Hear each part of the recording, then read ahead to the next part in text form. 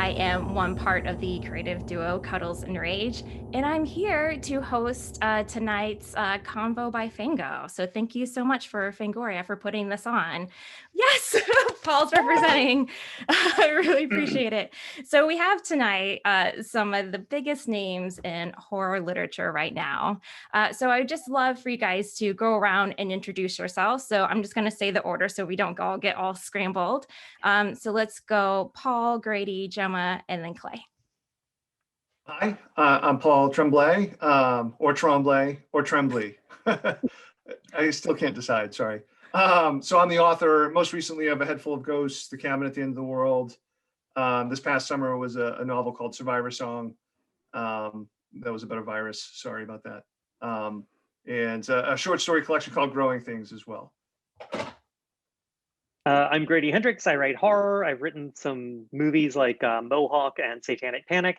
And my books are Horror Store About a Haunted IKEA, My Best Friend's Exorcism, Paperbacks from Hell, The Southern Book Club's Guide to Slaying Vampires, and coming up this summer, The Final Girl Support Group out in July. I'm Gemma Files. My most recent book is this one right here. It's called In That Endlessness Our End. It's a collection of short fiction that I've written pretty much since just before Trump got elected.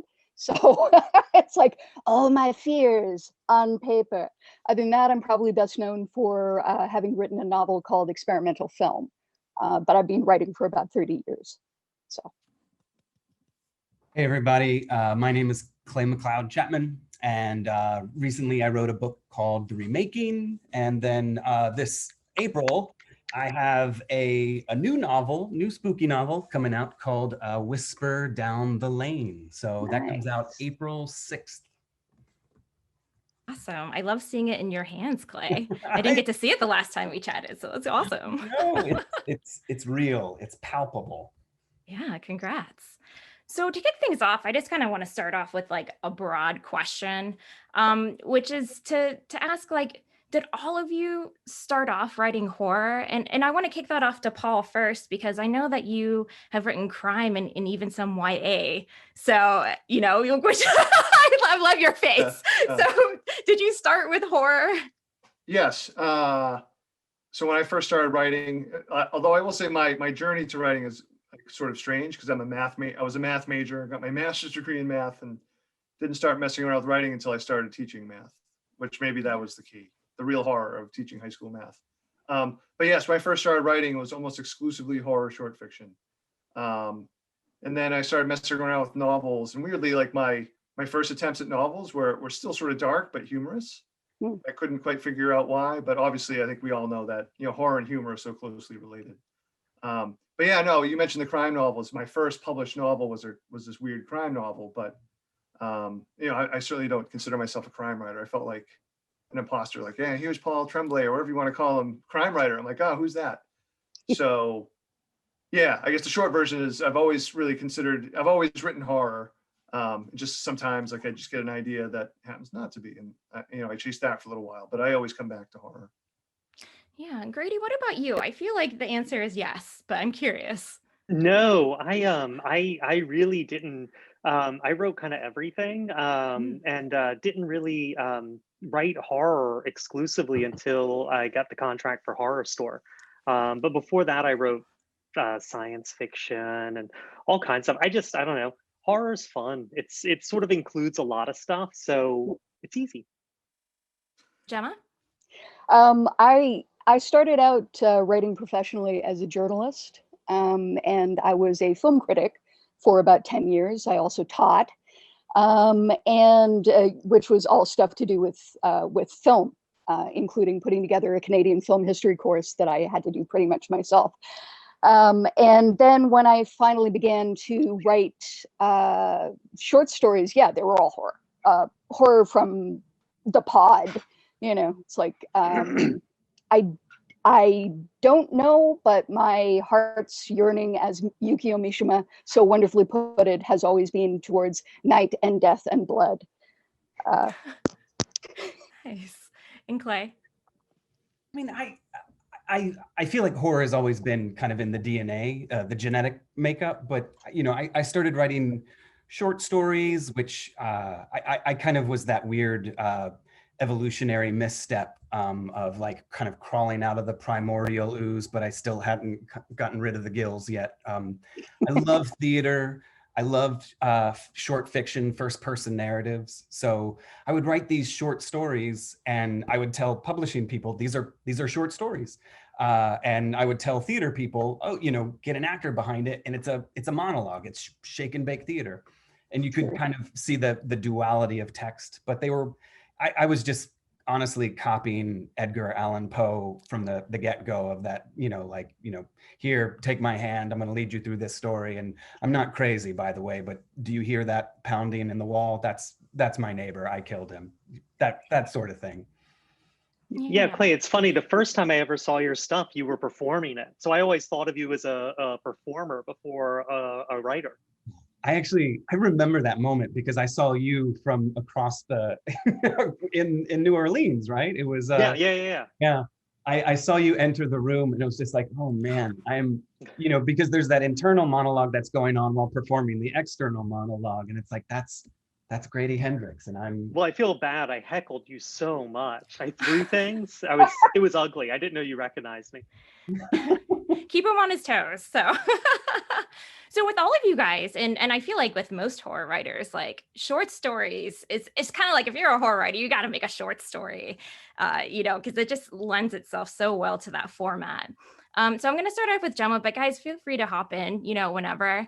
But Gemma, what is it like for you to go and write a short story for horror versus like taking on the full task of a full novel?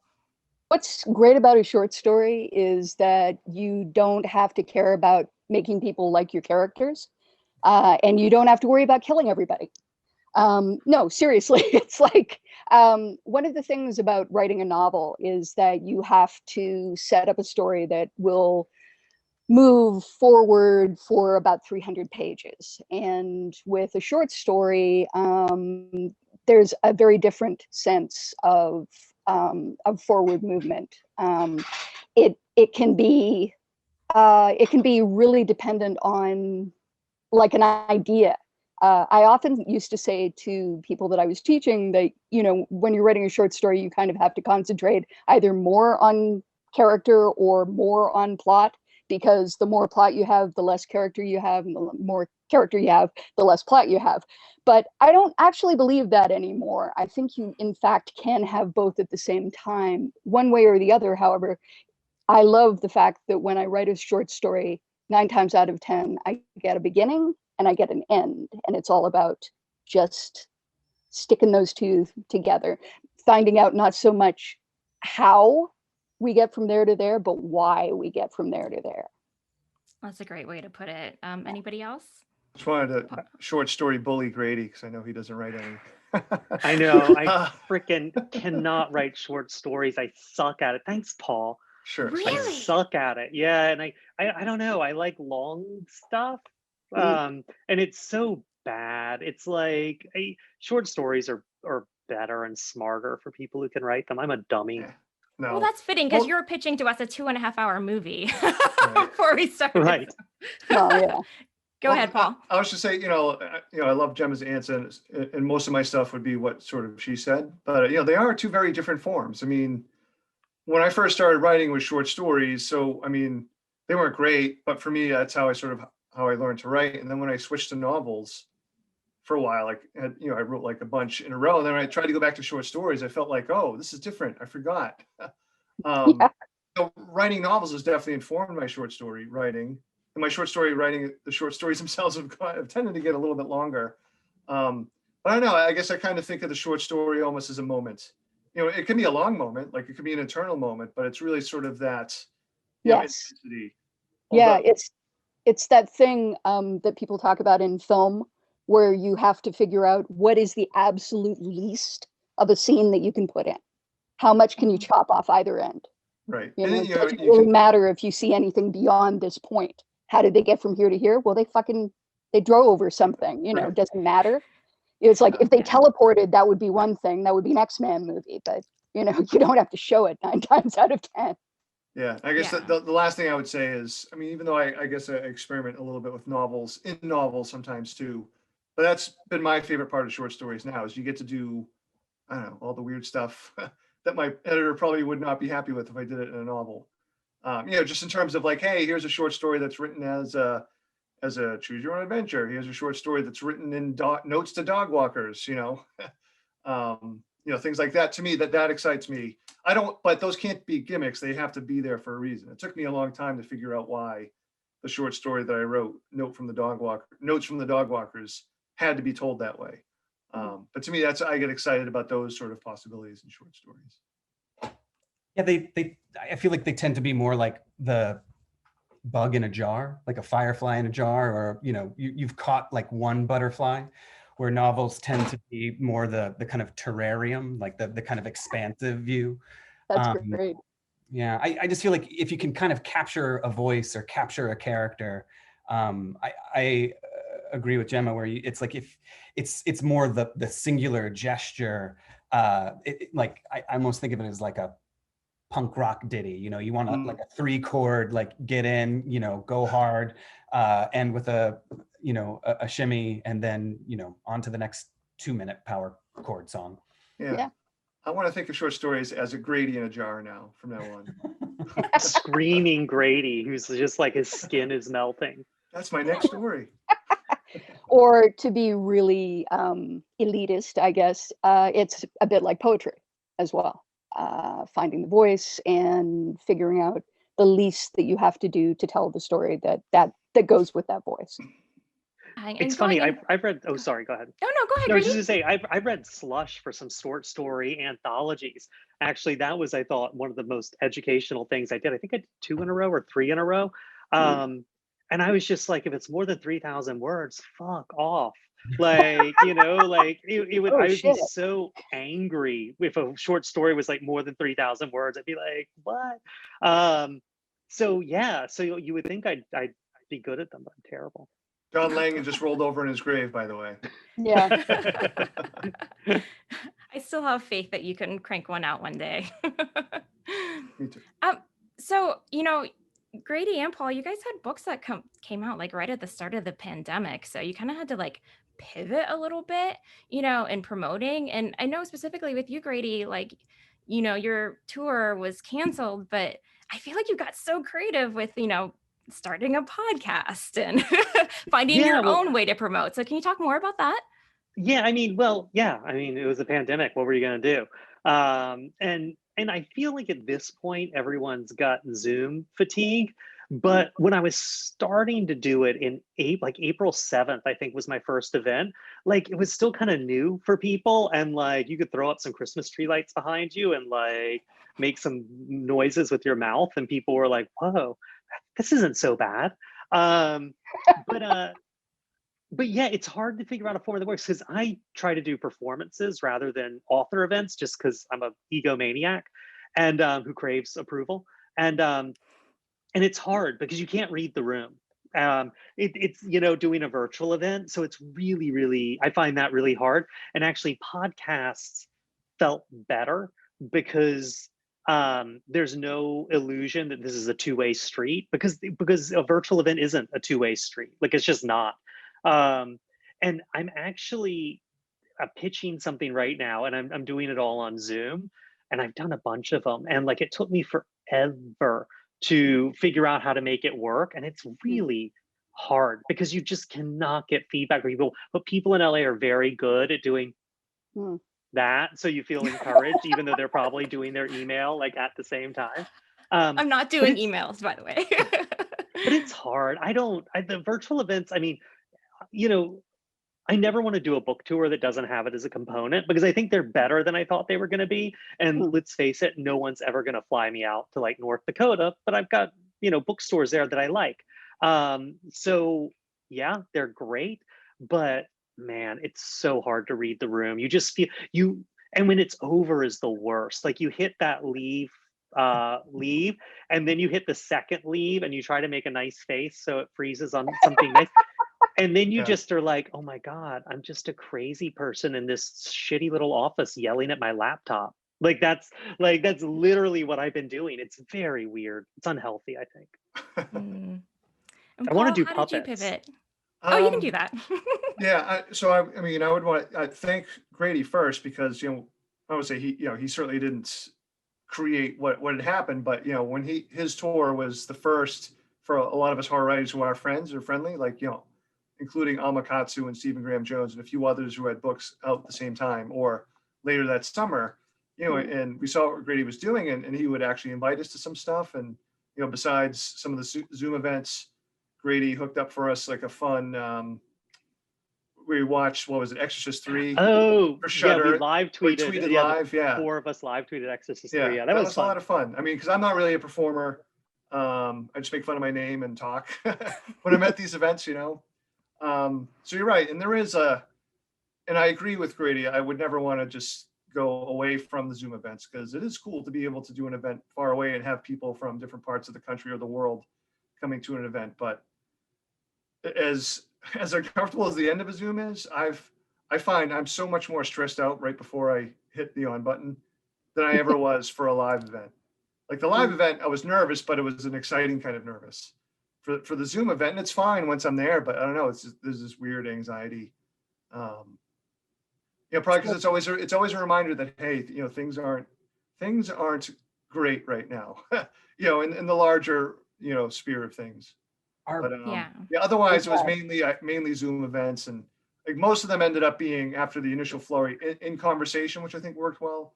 Where it's one, really just 2 authors talking. I mean, if you get 3 or 4, that's great, but the in conversation ones I feel like have been fun because you get a little bit more focus, and the people are less worried about stepping over each other because there isn't the in-person cues, right, when everyone's talking. Yeah. Are people still reading books, buying books, going to virtual events? I'm panicking. I'm like 2 months away and I have no idea how. I just did a conversation with Sarah Langan a couple of weeks ago, and they had it was for Quail Ridge Books in North Carolina. There were 77, 78 people logged in, and it never dropped below 75 for the whole thing. And they said they moved a lot of books. Yeah. No, I did an event with Laird Barron a few weeks ago for the re-release of my first crime novel, and we had 100 people. Mainly because Laird never comes out of his lair. Everyone's excited to see Laird. But yeah, no, people go, and and some bookstores are doing great, like the bookstore in Beverly called, if you don't mind me plugging them, oh my God, why is my brain melting? Why is my Copper Dog Books? And I want to mention it because at the beginning of the pandemic, not only did they deliver books to my 70 plus COPD mom, they offered to bring her food. So I will forever be, I said, no, it's okay. We don't need to bring her food. But I'll be forever in debt to them. So I'm sorry, short answer, Clay, is yeah, I think that people are still going. And they're moving books for sure. Did anyone else do signing by mail? No. I did book plates. No, I did signing by mail, and actually, I don't care about giving my address out. I need friends, so if someone comes and murders me, I'll just be like, "Can we just hang a little first?" That's so sweet. But it's funny. I think maybe because I was at the beginning of the pandemic, it got less response than I thought. But people like it, and media mail's cheap if you're in the domestic US. But that's you braving the post office then, right? Like you're masking. Oh yeah. You're in the hazmat going out to Yeah. I just go down to the base of my building and I find someone who looks shiftless. I'm like, I'll give you $5 to take this stuff to the post office. So generous. 40, keep the change. Well, let's switch and talk about what horror is going to be like post-pandemic, because I feel like we're at the point now, like a lot of people are predicting what it's going to look like. It's going to take 4 years supposedly for us to kind of get back to normal. And when you look back at history, at the Great Depression, that's when Dracula, Frankenstein, the Mummy came out, and so horror was more escapism. And you see online all these movies getting pitched about pandemics, and I'm like, oh, I don't know if I'm ready for that. So I just want to start with Clay. Where do you think we're gonna go, theme-wise?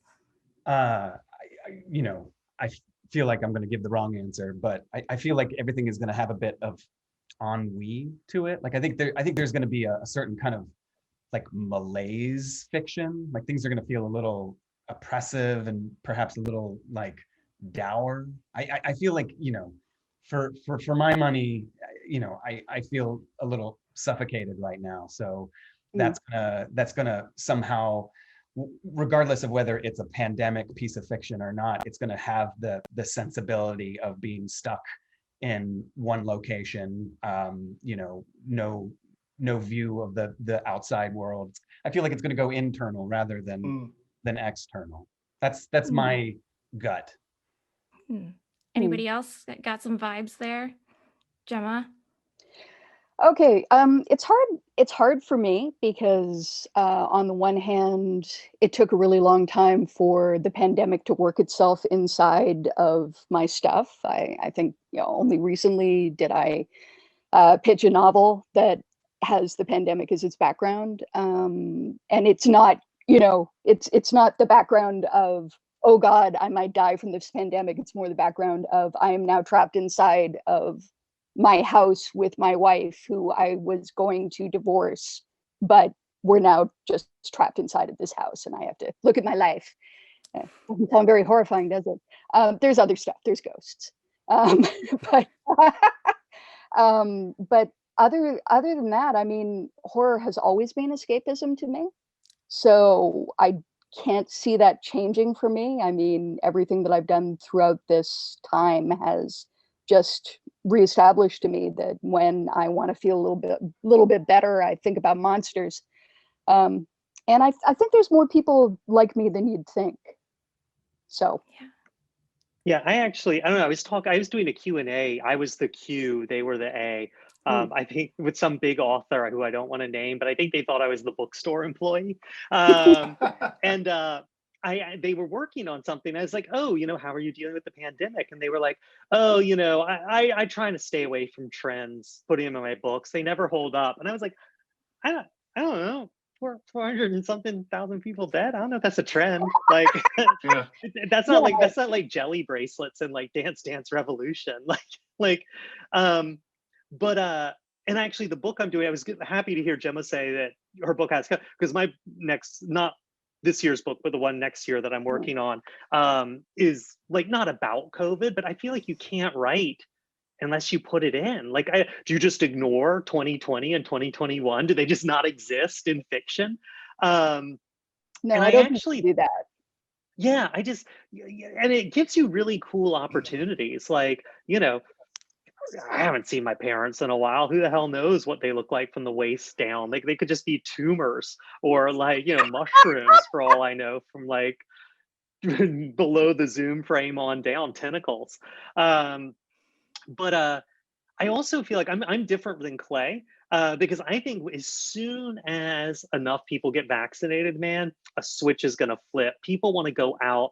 They want flesh on flesh. They want love and passion and multicolored orangutans. Like, I think folk horror is going to make a huge comeback. It was already sort of percolating, I think, beneath the surface in 2019, sort of, Midsummer and junk like that. And I think people want to be out in nature getting like murdered by like druids so badly. Yay. Yeah, as long as you get to screw a lot before that, yeah. Yeah. It's, well, I thought that's how druids killed you. So by screwing you to death. Yeah, yeah, that's it, Grady. With mistletoe. Yes, with mistletoe. Yes. What I was going to say also is that, if I can jump in, and I apologize if I'm stepping on anybody, is that, yeah, it's impossible to look around and say that didn't just happen. But on the other hand, I think what we all know as people who think about shit like this all the time is that while it's been really reframing for a lot of people who spend their life trying real hard not to think about the fact that you're eventually going to die, am I wrong in my assumption that most of us spend a lot of time thinking about the fact that we're going to die?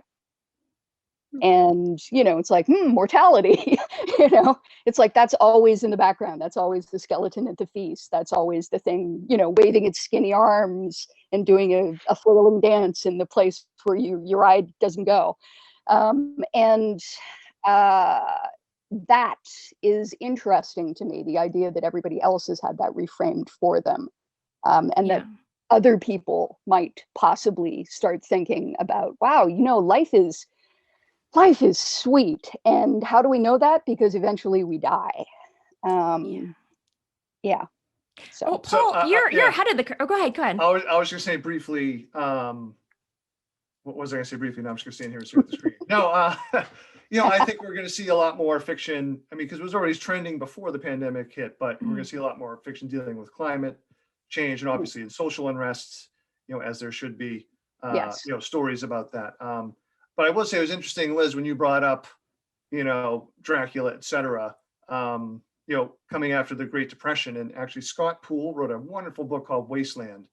Yes. And he argues about how horror really sort of changed because of, after World War I and the things that happened after that. So, Yeah. and it was really difficult. I mean, to see those monsters come out from that war, I mean, I think it would be hard to predict. So I think in a lot of ways, it is going to be hard to predict what, we'll see from horror.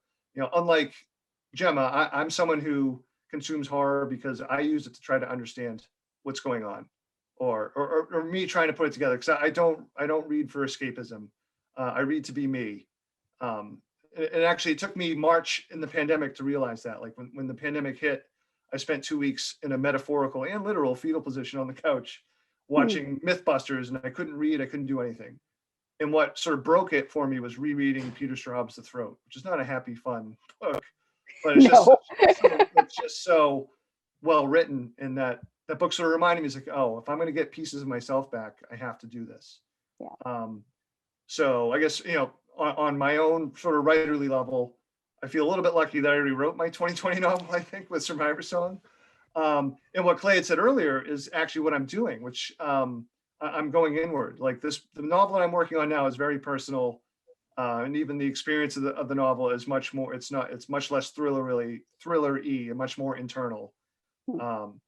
And I'd had the idea before the pandemic, so I'm a little lucky in that regard too. Like, I'm not doing this because of the pandemic, but the book's going to start in 1988 and end around like 2017, 2018. And that was planned before this, but already I've seen things into the books like, oh yeah, that's totally because of what I've gone through in 2020. But it won't be so, it'll be oblique. It won't be so direct necessarily. It used to be that you had to kind of justify why these characters don't have cell phones, and now it's going to be, how do you justify them not having coronavirus? That it's like this is the thing, the signifier that we have to work either around or kind of immerse ourselves in. But as someone mentioned, in 4 years, at some point there will come a time where people are going to write about this, and as a writer, like, you get to put characters in masks and you don't have to explain it. Right. Like, I think especially if you're doing a movie, like just the image of seeing someone in a mask is going to bring you instantly back, to this time. So yeah, I don't know what it's going to look like. But it's funny. I just, the book I'm working on for 2022, it's I have to go back and like rewrite everything I've written, because I realize when you run into someone these days, like, because I was just in South Carolina for a while, and the book's set in South Carolina because I'm obsessed. And I was like, oh, there's a whole dance you do. Are they wearing a mask? I'm wearing a mask. Is it over their nose? It's not over their nose. That's going to drive me nuts. It's just right below their nose. We had like people who just futz with them all the time. Like, how close are we going to stand? How far away are we? Like, there's a whole weird social dance now. And I feel like I don't really have the hang of it yet. It doesn't come natural. Yeah. To write about, not to do. To do, you, I think you do it unconsciously. Yeah, I guess you can get away with it with fiction.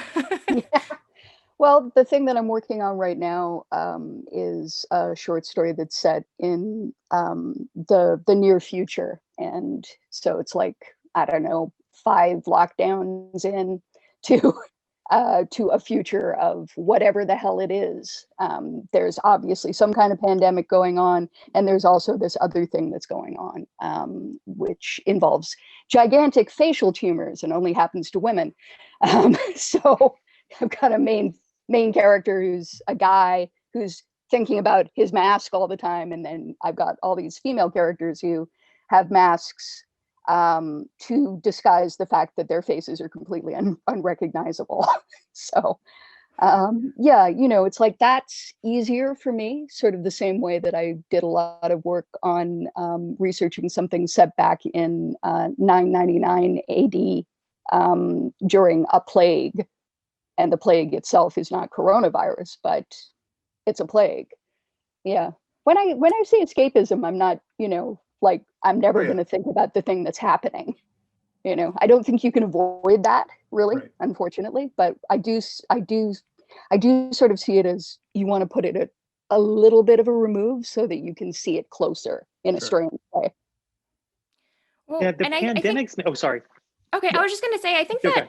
that, kind of shifting gears a bit, I think that a lot of people are kind of possibly mask it through metaphor, and kind of be talking about the pandemic, but not talking about it. Sure. Right. And so as writers, I always wonder, like, as creatives, it's like, do you have like the Guillermo del Toros where like they're very passionate about knowing every detail and they want to share it with you and it's so exciting. And then you have like the David Lynches of the world who just say, no, I will not answer that. So I don't know. I have no idea. Right. I know everybody's got their Wow. David Lynch. Yeah. So I get, as creatives, and I'll throw it to Clay for this one. And then I know you're told me not to throw it to you. You ready? How do you react when people come to you and they read your book and they want to know, what does this mean? Are you quick to tell them? Well, I mean, in all honesty, I'm very touched that anyone would ask me that question, first and foremost. I feel so low on the literary totem pole that like anybody talking to me in general and asking me about my book, that's kind of like the first reaction is you read my book. So I'm still, that's my encounter, that's my dealing with it. If I guess it depends on the question, what are they asking about? And I feel as if I've been able to kind of compartmentalize a lot of my writing to, I do a lot of comic work. I write for film and TV. I get to write novels and short stories, and like each has its very own kind of, I guess, personal creative agenda. But if we're talking specifically about the novels, if someone asks what is this about, I feel like there's the mealy-mouthed kind of long-winded answer that has maybe a succinct answer somewhere within a long sprawling answer, but it takes me a while to kind of discover it and get to it. But I love having that conversation with people. But if it's the kind of short term, like what is it about? I feel as if the answer is always kind of not David Lynchian at all, but more the kind of like the kind of I wanted to tell a story. Like that's the kind of like let's spin a yarn. Like that's kind of the access point for a lot of the things that I write for myself. And I feel like Paul, like, in interviews that, you talk about like a lot of your endings are open-ended, or I've heard people talk about the number 19. That was a big theme in interviews and references. So I feel like you could probably answer this really well and your take on it. Yeah, well, I was gonna say it depends. We're not getting very many people in person asking, but if the email is like, hey, what does this mean? Or if it's all caps, what does this mean? It's a different kind of question. It depends on the story. Like some questions I'll answer, some I won't. Like if someone asks me, hey, what's the real ending of A Head Full of Ghosts? I'm like, sorry, that's totally up to you. When people ask me what happens after the last line of Survivor Song, I'm not going to tell you. And I've honestly haven't thought past the last line of Survivor Song. But that said, I do love, I don't know. I still can't believe I actually have written a novel. So at the end of each one, I'm like so excited. My publisher lets me write like almost like a liner notes essay for each book, which is kind of fun, where I do talk about, hey, this is what I thought, this is what I was thinking, this is what this part means to me, but at the same time I try to walk a line where I'm not, telling the reader what they should be thinking, for the bigger parts of it. It's more just like, hey, here are the Easter eggs. I'm pretending that I'm writing the DVD liner notes for like a movie that I like. So I do enjoy those questions. Those are kind of fun. I mean, I love it when I get those questions, even if I don't answer them. Well, we have about 5 minutes until we're going to open it up to questions. So there's absolutely one question that I have to get into. And I'm going to start with Grady and then go into Gemma. Okay, so it's my mind started because Gemma, you talk about like, write what you know, write what you fear, basically. And it got me thinking about a 2019 tweet that you put out there, Grady, that I saw you Jante. Oh, That was the most terrifying. You say you don't write short stories, but this was the most terrifying short story through a tweet. That was I had to even look it up recently to see if it was actually true. So do you mind just sharing it and just talking about that yeah. experience? Well, it was funny because so I wrote these tweets that were supposed to be like ghost stories or horror stories on Twitter. And I did one about a guy living in the vents in the crawl space of my house when I was a kid. And Clay has a really good point. Is if you do something first person and you said it happened to you, I mean, horror is the only genre that's supposed to be true. Like all the way back, I mean, to the Castle of Otranto, it's like, oh, these are some papers we found about this messed up family, and these are their, Henry James, the turn of the screw, the framing devices, people being like, oh, this really happened to someone I know, like horror, all the way to the Blair Witch Project and crap like that. So I was like, oh yeah, this happened to me. And like people went bananas. And I had friends text who were like, oh my God, a guy died in the vent over your bed. Okay, you really? kind of need to like walk through it for people that don't know. Yeah, no, just it was a little this bit. guy was just like we found out this guy was like living in the vents of our house and like watching us sleep through the vents, and then everyone thought I was crazy. I was like 11, and then they began to rain maggots out of the vent over my bed, and the police went up and found out he died in there. And he'd been, set up because I'm such an egomaniac. He'd set up a little piece of foam to sleep on over my vent so he could watch me.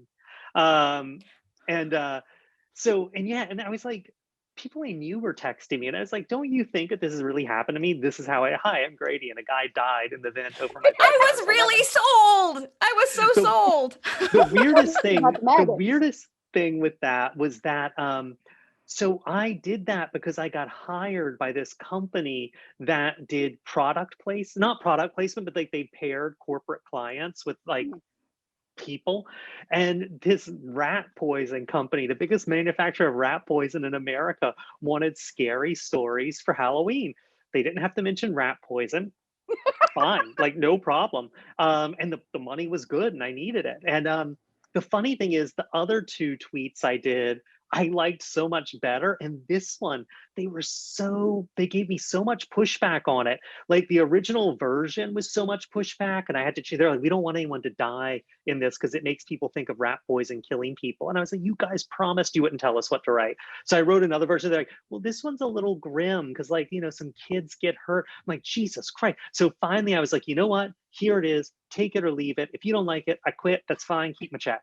And they're like, no, this one's fine. So like that wasn't my first choice story to write, and it was only after fighting with the rat poison people that I wrote it, and I did it all for the money. Wow. Before we hop over to you, Gemma, I just want to mention that if people want to ask questions, I am looking at the open Q&A, so we can try and sneak a few in here before we get done. But Grady, I'm so sad. I really wanted this traumatic childhood story to be true. Oh, so... I wish, yeah. No, my traumatic childhood was like everyone's traumatic childhood, just parents, parents yelling. Yeah, well, that's good. That's probably better. But Gemma, you really talk about writing your real fears and basing it on like what happens to you and kind of distorting it in a way that people won't recognize themselves. So can you kind of go into that more? Okay. I think probably the most directly linked to my life thing that I've ever done is experimental film. And after experimental film, after 3 years of trying to write this book, I suddenly, essentially got up one day and went, oh, fuck, I'm going to have to be the main character. Shit. So it's like, so I am the main character essentially. And what's been hilarious for me is that nobody ever, looks at the book and goes, you buried a child alive.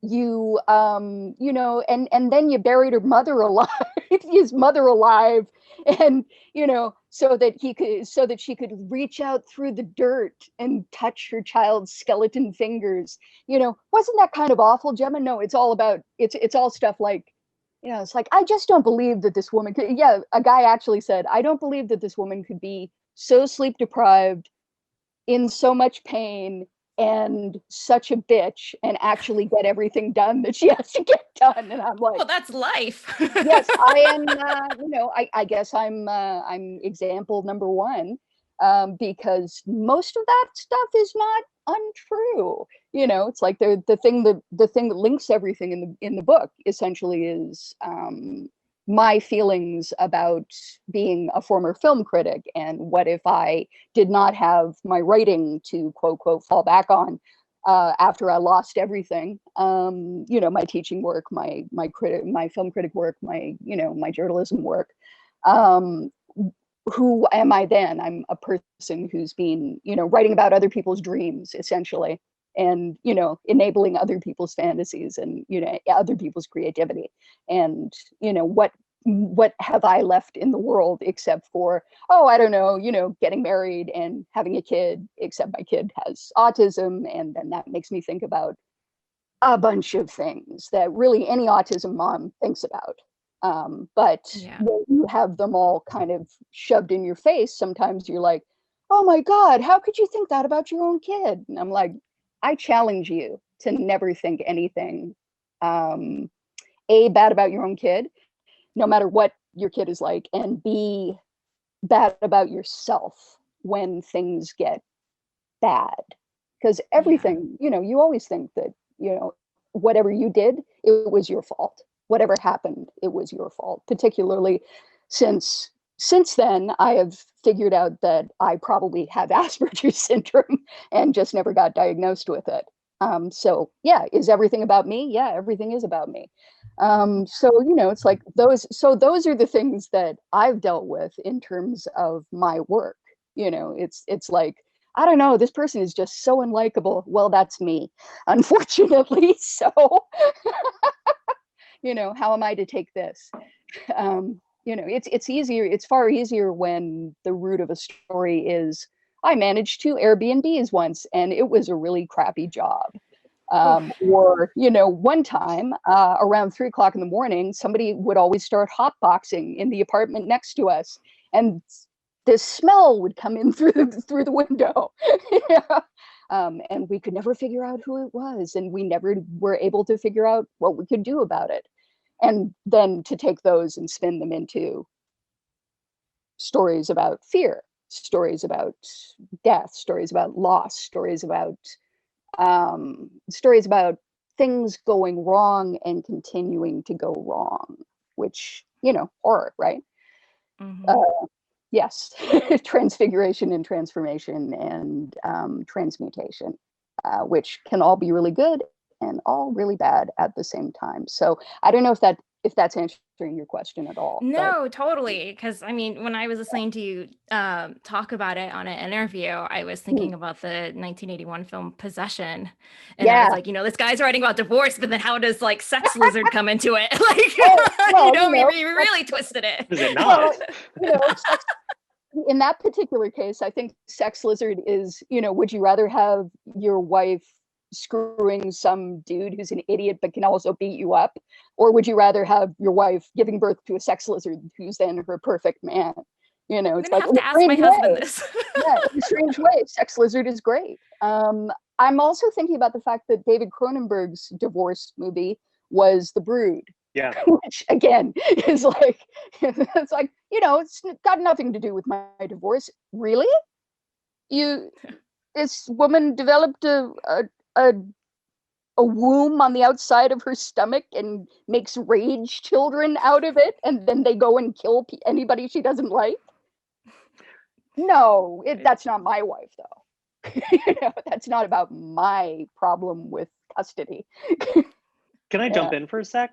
Yeah. Please. One of the reasons, no, I was gonna say, one of the reasons I wish I could do short stories is because I feel like there are more markets for short stories than there are for like full-on books. Yeah. And there's something about working at speed that I think really helps, especially horror writers. Because just when you're talking about David Cronenberg, like now he talks really openly about how The Brood is his divorce movie.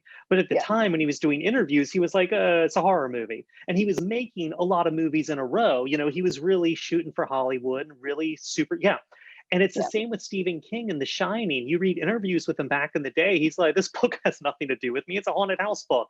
And, you know, now he's like, oh yeah, it's clearly about me and my alcoholism and my Strangely. relationship with my family. Yeah. But Yeah. he wrote that book. I think I did the math on it. And the first draft of The Shining, based on the final word count and the time he says it, was something like he was writing like 6,000 words a day for 2 to 3 straight months. Like, I mean, that's like automatic writing. So I feel like there is something about writing at speed and being like, and at the end of this, I will have enough money for the next 3 months of my life. And then I need to produce something else at the end of that 3.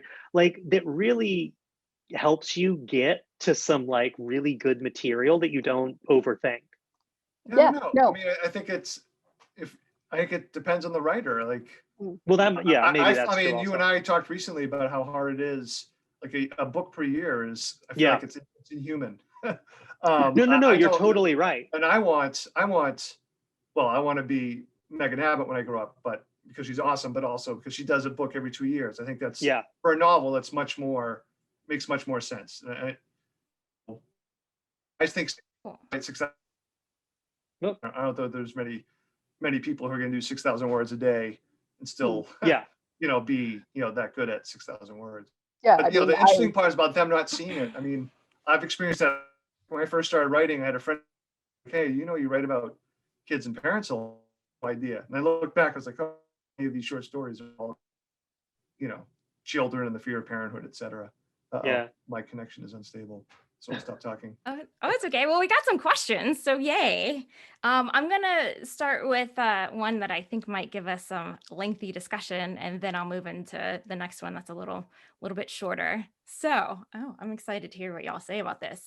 Whoever has thoughts first, please just hop in. Chad would like to know, how do you guys feel about the women in the horror category? Wait, The women in the horror category, and there's a second follow-up question. I mean, I don't know if that takes, if we're saying like women in horror, like writing horror. I mean, the follow-up question might give us some clues. And what Okay. did Mary Shelley write during a mini ice age? What? This is cryptic. Let's pull back. I'm gonna Chad, I'm gonna take your question and I'm gonna frame it. So let's go to Gemma. Do you often get asked what it's like to be a woman writing in horror? Because I always feel like as women, like I write comics, so I'm often asked, what's it like to be a woman writing comics? And you're like, it's like writing comics. Yeah, I don't get asked that as much as I used to. Let's put it that way. And I think that there has been a shift in horror. I think, for example, in terms of horror films, when we first started out trying to, like, in the 70s and the 80s, my generation, I would tell people back then I wanted to make horror films, and I'd say that, and they'd say, "Oh, you mean like Friday the 13th?" And I'd say, "No, like Hellraiser or like Nightbreed," and they'd be like, because they had no idea what I was talking about. And they had no idea that there was a spectrum of horror. And now I think there is much more of an idea that there is a spectrum of horror, that horror is not just the intersection of gore and porno streets. Not that there's anything wrong with that, but it's not just that. It's not just like, I'm going to take somebody I don't like in my real life and torment them for 2 hours or whatever. And in terms of horror, when I first started writing, which was like in the 1990s, it was very much seen as a boys' club and very heteronormative and very normative generally. The idea was that, there's like an intrusion of other things from the outside, and it penetrates this lovely world and screws it up. And then eventually a guy comes and like plugs it with his gun, and everything's okay. And everything goes back to the way it was. Again, this was bullshit from the get-go. But there was this sort of weird, I don't know, kind of goddess of the house idea that women did not have negative thoughts, that women had nothing dark inside of them. that women had no sense of themselves as being monsters, that women had no sense of the world as being a difficult fucking place. And I think we can all agree that this is just crap. And the interesting slide that I've noticed is that just as in film, the final girl has become sort of the main protagonist of a lot of horror movies. And I actually find it more difficult to find horror movies that are about a dude's internal life sometimes than I do to find horror movies that are about a woman's internal life. Again, not that there's anything wrong with that, but you know, I also feel that there's just a lot more idea that everyone has a right to their shadow self, that everyone has, you know, deep rooted, difficult things inside of them, and that those things will come out one way or the other. And so, yeah, I haven't been asked what it's like to be a woman in the horror world for a long time. But on the other hand, you know, I don't think I've changed all that much from when I was, you know, like a 25-year-old writing in my underwear in a, you know, a no-bedroom apartment in Toronto, because now I'm just doing it as a 52-year-old writing not in my underwear in a 1.5 bedroom apartment in Toronto. You know, I've always just thought of myself, it's going to sound so fucking stupid, but yeah, I've always just thought of myself as a writer. But at the same time, I think that it's incredibly important for writers of all types to be telling their stories, you know. And if my story is being cis, het, neurotypical, you know, from Toronto, of a certain era, whatever, then out there are a million other people of whom maybe none of that is true, but they also have darkness that I want to see. They also have darkness that I want to hear about. And there's a lot more understanding that everyone has a right to tell scary fucking stories about themselves and their world. So. Absolutely. Good answer. Good answer. Okay, good. Well, we have Actually, can I just say something really quickly? Please, Grady, go ahead. Yeah, I think they're talking about Mary Shelley 1816, I think was the year without a summer. So that's when she wrote Frankenstein. I assume that's what they're talking about. Yeah, no, that absolutely makes sense. That absolutely makes sense. You know, I'm amazed that she was able to write as much as she did, considering all the stuff that was going on in her life. And that is one thing that you know, I mean, we've all got stuff going on in our lives, but women tend to get asked more about, you know, how do you have a kid and manage to write? How do you have a life and manage to write? You know, and when I think about Mary Shelley's life, you know, it's like, well, you know, I was touring around with, you know, this polycule of mine, and, you know, my husband died and my friends died, and my, you know, it's like my friends' kids died and all my kids died, you know, and by the way, this is my husband's heart that I keep on my desk. You know, I'm amazed she wrote anything, let alone one of the keystone texts of horror. Mm-hmm. Yeah. And nobody asked her about that shit. Yeah. Yeah. So the last question is from Scott. And if everybody can kind of take a turn. So I'll let whoever thinks of their answer first, and then I'll just try and lead it, and then we'll wrap up from there. So Scott would like to know, what short story fucked you up the most? Anybody got one? I'm gonna jump in, and I'm gonna cheat just a little bit because it kind of got me, the first question got me thinking about this.